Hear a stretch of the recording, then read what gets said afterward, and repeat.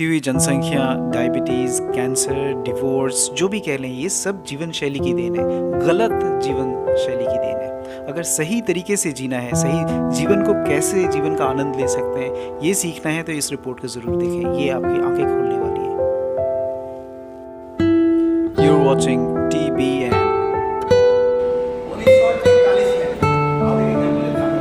1941 में हिटलर ने एक ही दिन में 60 लाख को मार दिया। हिटलर है जर्मन शासक।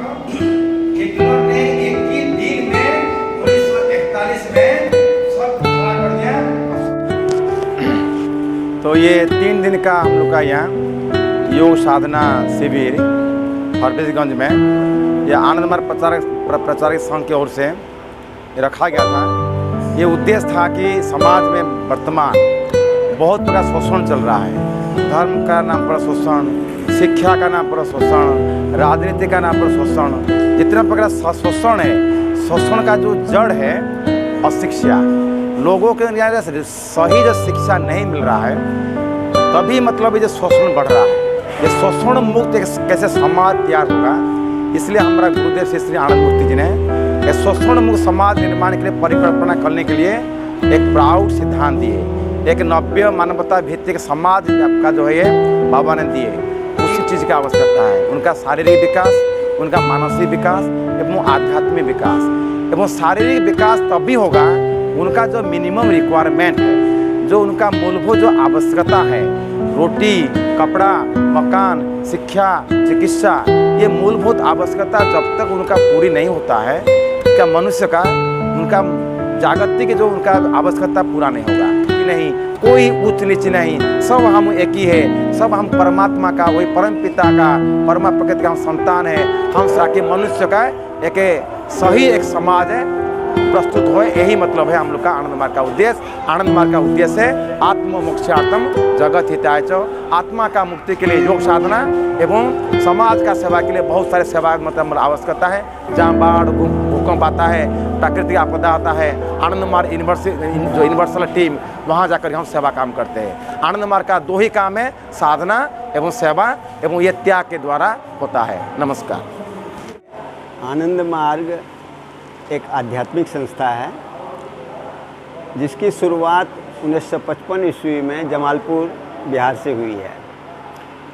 इसके फाउंडर हैं श्री श्री आनंद मूर्ति जी, जो एक गृहस्थ परिवार से थे और वो जमालपुर फैक्ट्री में काम करते थे।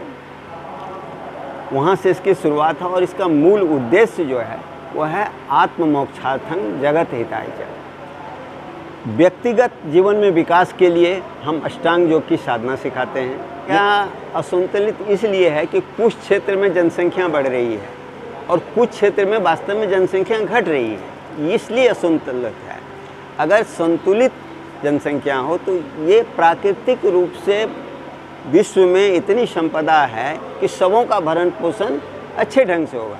लेकिन होता क्या है कि कुछ लोगों की का हिस्से का जो संपदा है, संसाधन है, उसे दूसरे लोग अधिक प्राप्त कर लेते हैं या होर्ड कर लेते हैं, जमा कर लेते हैं। इसके कारण अन्य लोगों को कठिनाई में रहना पड़ता है।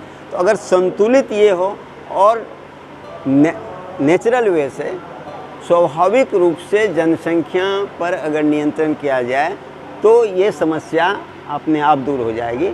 और इसके लिए स्वाभाविक रूप से कैसे जनसंख्या उन्नति, इसके लिए हम योग साधना सिखाते हैं और मनुष्य की आध्यात्मिक उन्नति के लिए। जब मनुष्य आध्यात्मिक की ओर बढ़ेगा तो स्वाभाविक है कि भौतिकता की ओर उसका आकर्षण थोड़ा कम होता है और इससे ऑटोमेटिकली ये जो है जनसंख्या का जो समाधान है वो अपने आप हो जाएगा। इसमें कोई कठिन बात नहीं है। धर्म का प्रचार करते हैं जो मूल भागवत धर्म है, सनातन धर्म, क्योंकि धर्म हमेशा सनातन होता है।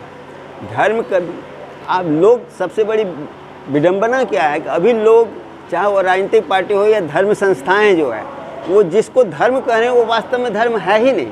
वो मतवाद है, मजहब है, पंथ है, व्यक्ति विशेष का मत है, हम उसको धर्म समझ रहे हैं। धर्म सनातन होता है, धर्म सदा से है, सदा रहेगा और सदा है, मतलब शाश्वत है। धर्म शाश्वत है, धर्म कभी बदलने वाली चीज़ नहीं है। इसलिए हम लोगों का नारा है मानव एक है, मानव का धर्म एक है, संपूर्ण मानव जाति का धर्म एक ही है। ये हम भटक रहे हैं, कुछ लोगों ने धर्म की परिभाषा कुछ कर दिया, हम उसको धर्म मान लिए। वो उनका मत है धर्म के प्रति, वो धर्म नहीं है। हम धर्म मानते हैं शाश्वत धर्म, और वो है प्रत्येक मनुष्य को परमात्मा को प्राप्त करने का अधिकार है, और उसी के लिए उसका इस धरती पर पैदाइश हुई है, और वो उसी की ओर बढ़ रहा है। हमको उसको आगे बढ़ाना है। कितने साल से आप जुड़े हुए हैं आनंद मार्ग से? मैं तो व्यक्तिगत रूप से 1959 से ही हूँ। अपना परिचय दें। मेरा नाम कीर्त्यानंद नायक, मैं फॉरबिसगंज का ही रहने वाला हूँ। फॉरबिसगंज प्रोफेसर कॉलोनी में हमारा घर है। मेरा बचपन गांव में बीता है, यहीं के बगल में जगता खरसाई। मैं जब मैट्रिक में पढ़ रहा था उसी समय से मैं आनंद मार्ग के संपर्क में आया, और तब से मैं अभी तक कर रहा हूँ। धन्यवाद।